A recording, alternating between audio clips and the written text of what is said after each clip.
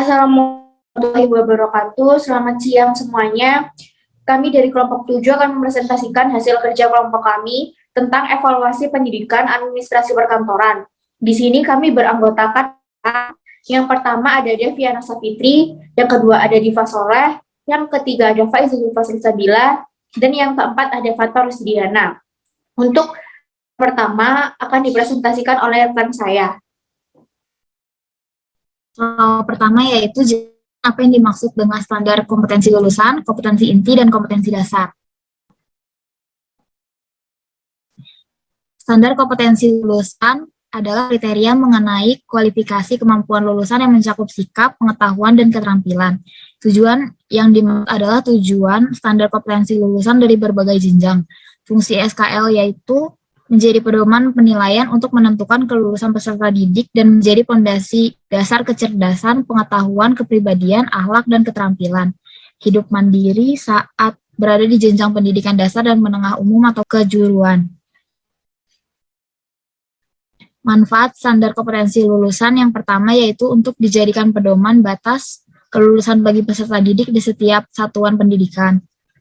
Yang kedua, untuk meningkatkan kualitas pendidikan secara mendasar dan menyeluruh di jenjang pendidikan dasar dan menengah. Yang ketiga, dijadikan rujukan dalam menyusun standar pendidikan lain, misalnya standar isi dan standar proses. Kompetensi inti adalah utama yang diuraikan ke dalam beberapa aspek, yaitu sikap, pengetahuan, dan keterampilan. Menurut Permendikbud nomor 24 tahun 2016, kompetensi inti pada kurikulum 2013 adalah kemampuan untuk mencapai standar kompetensi lulusan yang harus dimiliki peserta didik di setiap tingkat kelas. Tujuan kompetensi inti adalah untuk membentuk karakter unggul bagi peserta didik melalui kejaran.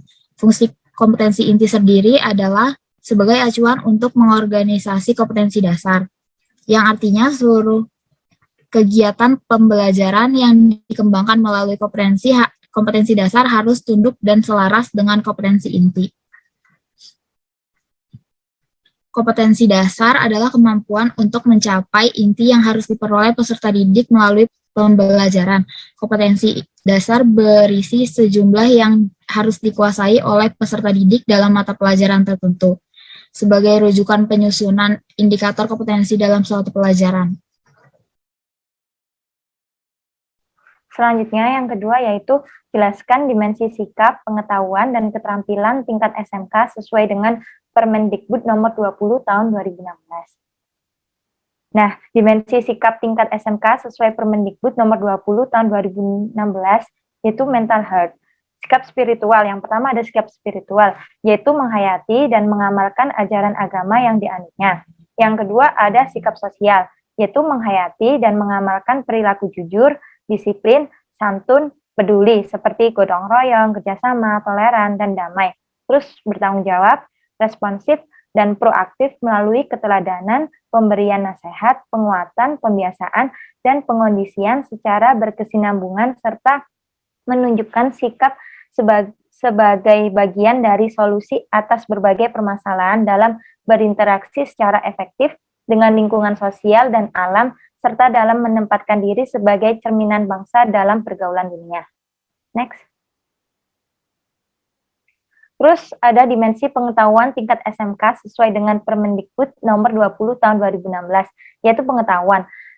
Ini yang dimaksud yaitu memahami, menerapkan, menganalisis, dan mengevaluasi pengetahuan faktual, konseptual, prosedural, dan metakognitif pada tingkat teknis, spesifik, detail, dan kompleks dalam ilmu pengetahuan, teknologi, seni, budaya, dan humaniora dengan wawasan kemanusiaan, kebangsaan, kenegaraan, dan peradaban terkait penyebab fenomena dan kejadian pada bidang kerja yang spesifik untuk memecahkan masalahnya. Next. Terus ada dimensi keterampilan pada tingkat SMK sesuai dengan Permendikbud nomor 20 tahun 2016. Keterampilan di sini yang mana maksudnya itu menunjukkan keterampilan menalar, mengolah, dan menyaji secara efektif, kreatif, produktif, kritis, mandiri, kolaboratif, komunikatif, dan solutif dalam ranah konkret dan abstrak terkait dengan pengembangan dari yang dipelajarinya di sekolah, serta mampu melakukan tugas spesifik di bawah pengawasan langsung. Selanjutnya akan dijelaskan oleh teman saya.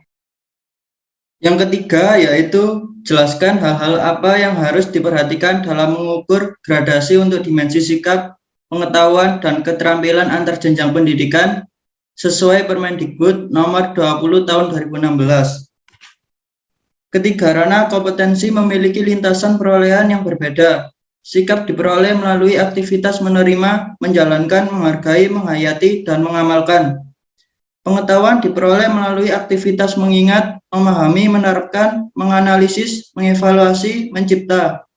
Keterampilan diperoleh melalui aktivitas mengamati, menanya, mencoba, menalar, menyaji, dan mencipta. Karakteristik kompetensi beserta perbedaan lintasan perolehan turut serta mempengaruhi karakteristik standar proses.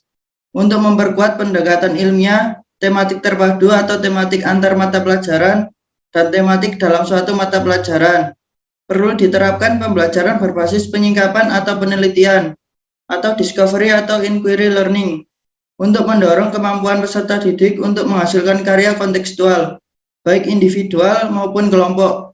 Maka sangat disarankan menggunakan pendekatan pembelajaran yang menghasilkan karya berbasis pemecahan masalah atau project-based learning. Yang nomor 4, apa kaitan antara SKL, KI, KD untuk memudahkan menjelaskan tabel, contoh SKL, KI, KD di SMK, otomatisasi tata kelola perkantoran seperti di bawah ini. Untuk KD silahkan diambil contoh salah satu mata pelajaran yang ada di materi di atas.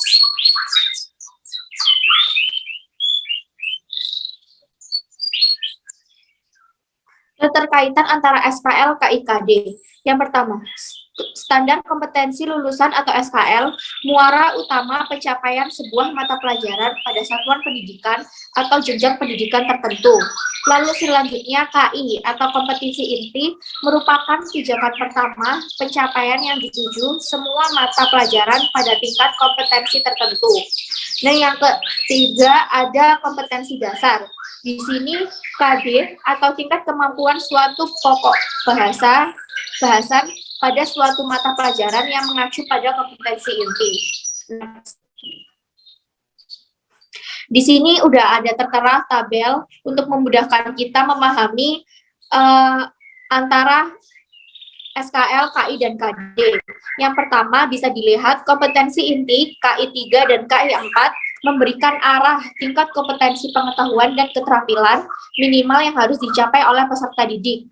Yang kedua, kompetensi dasar dari KI 3 adalah dasar pengembangan materi pembelajaran, sedangkan kompetensi dasar dari KI 4 mengarahkan keterampilan dan pengalaman belajar yang perlu dilakukan peserta didik. Dari sinilah pendidik dapat mengembangkan proses belajar dan cara penilaian yang diperlukan melalui pembelajaran langsung. Next.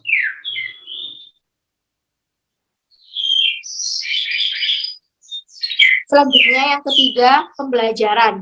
Dari proses pembelajaran dan pengalaman belajar, peserta didik dapat memperoleh pembelajaran tidak langsung berupa pengembangan sikap sosial dan spiritual yang relevan dengan berpedoman pada kompetensi dasar dari KI 2 dan KI 1. Yang keempat, rangkaian dari KI sampai KD sampai dengan penilaian tertuang dalam silabus, kecuali untuk tujuan pembelajaran tidak diwajibkan dicantumkan, baik dalam RPP maupun dalam silabus. Analisis SKL, KI, dan KD. Di sini kami mengambil program keahlian administrasi perkantoran, mata pelajaran administrasi perkantoran, kelas 10, dengan materi ajar yaitu memahami prinsip-prinsip penyelenggaraan administrasi perkantoran. Di sini sudah ada contohnya.